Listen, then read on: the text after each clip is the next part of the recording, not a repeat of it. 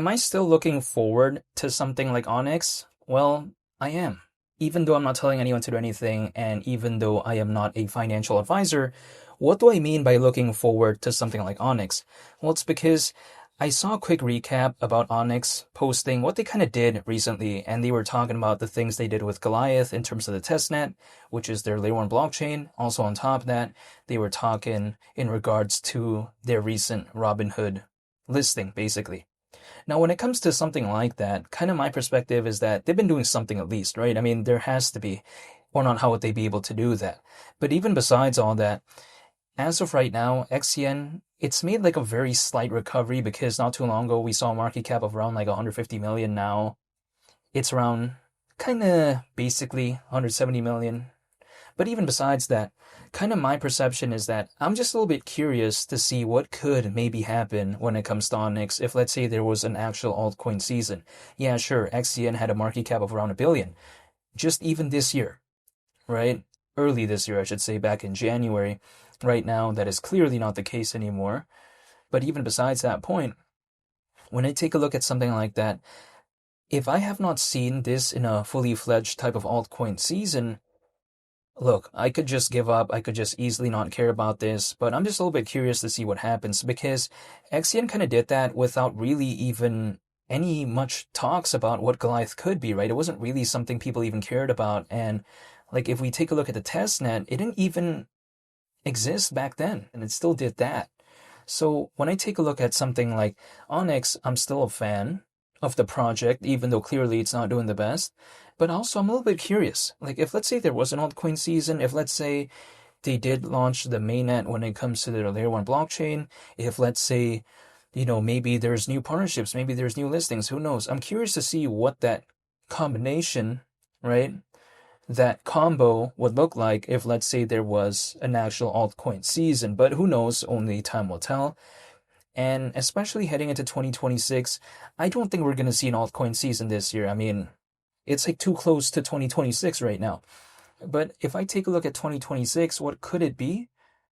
Only time will tell. And just that understanding of me knowing that I will not know what could happen, it just gives me a little bit of that curiosity. It's like, for instance, let's say I go to the movie theater, I see a poster.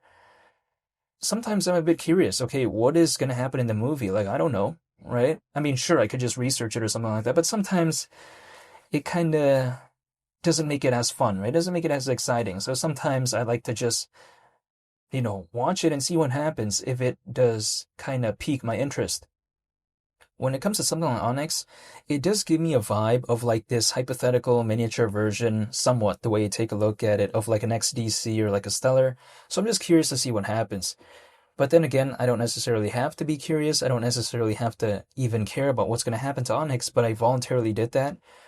It's just a feeling that I just randomly wanted to do that, right? However, when I take a look at Onyx as well, could sometimes like a listing, let's say in the case of XCN, could that sometimes create this sort of snowball effect where maybe other, entities, they look at something like this and they're maybe thinking, oh, this place listed XCN, could we maybe hypothetically list XCN? Sometimes we kind of see that sort of snowball effect. Like we saw that back then with like, Dogecoin, Shiba Inu, something like Cardano. Is it going to happen in this case? Who knows? And would it even ever be that massive? No, I don't think so, but I'm just saying, sometimes we kind of saw that. So if it happens to a smaller scale here, would it be like so surprising to me? I guess probably not, because if I take a look at Robinhood, it is pretty popular. I also take a look at, Onyx, okay, it doesn't have the best listings out there, but that's still, I think, pretty impressive considering how it's not even like a top 50, let alone even like a top, 100 project as of right now. Like, keep in mind, XCN is top 170, but it's not like it has such a massive market cap in the grand scheme of things. Like, it's nowhere close to something like XDC. But the thing is, I'm still staying patient when it comes to Onyx. However, when I take a look at this space, my kind of mindset is that there's a bunch of projects out there. I'm totally aware of that. But for the specific niche that Onyx is in, it's not overly saturated, unlike some other niches out there. If we consider kind of the most direct competitors when it comes to Onyx, because if I take a look at the top two projects within this global trade and finance space, like, okay, I get it. Stellar's number two, but Onyx is not going to overtake that. This is just my mindset. So automatically, I think something like XCN is competing with like the third position and below that, right? So what is the third position within this space? Arguably, I think in terms of popularity and notoriety, I think it's something like XDC.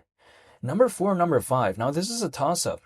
It could either be considered Onyx or Zebic, right? Which I actually find pretty fascinating considering how even XCN with a market cap of around 170 million is even top five in its niche. That's how kind of like unsaturated I think it is.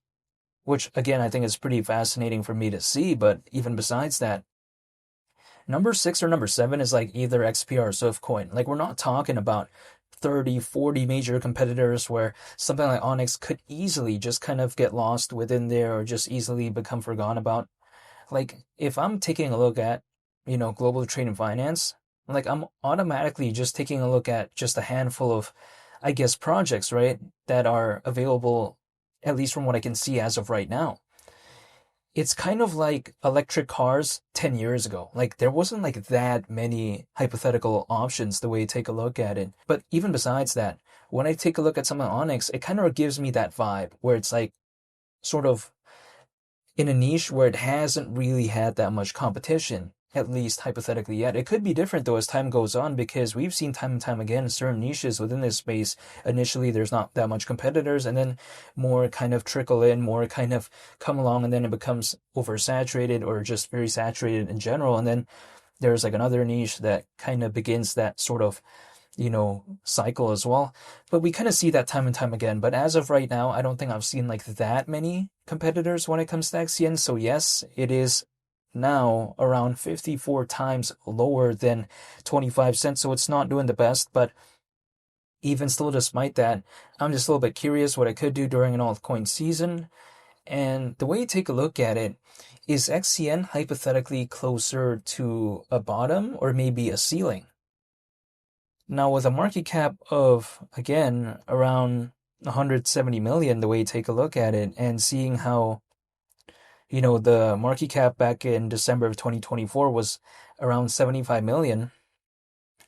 Like, the thing is, if XCN reduced by 100 million in terms of market cap, okay, it kind of goes back to where it was back in, December of 2024. But if it increased by that exact amount, but again in a positive direction, it's not even going to be the market cap that we saw back in April, or let alone even just back in July, which is not even like 6 months ago. You know what I mean?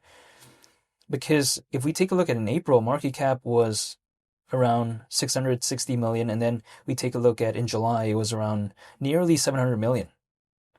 So again, if let's say XCN reduced by 100 million in market cap, it goes back to basically, near the end of 2024 before it had that kind of recent rally, right? But then if it had that in the opposite direction, it's not even back where it once was in July. So is it closer to a bottom or a ceiling? That's the way to take a look at it. However, I'm still staying patient. I haven't given up, and I'm just curious to see what happens in 2026.